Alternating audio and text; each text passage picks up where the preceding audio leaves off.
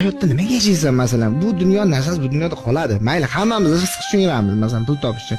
Lekin sen bitta akangga yo opangga yoki jigaringga sen kerak vaqt tura olmasang, sen nima qilasan dunyoni yig'ibdi? Masalan, kambag'al payting bir kosa ovqat degansan. Trilliarder bo'lib ketgan payting sen 10 kosa ovqat yemaysan-da, bir kosa yeysan. Просто odam nafsi yomon-da. Nimaga men turmasligim kerak-da hozir? Не то что uy, любой narsa beraman-da, masalan, akam masalan, nima xohlaydi, yurak nima xohlaydi, men любой narsaga tayyor. Lekin men uchun aka, uka, opa, singil не то что birga yashaganingda sen bir umr sen jigar bo'lishing kerak-da.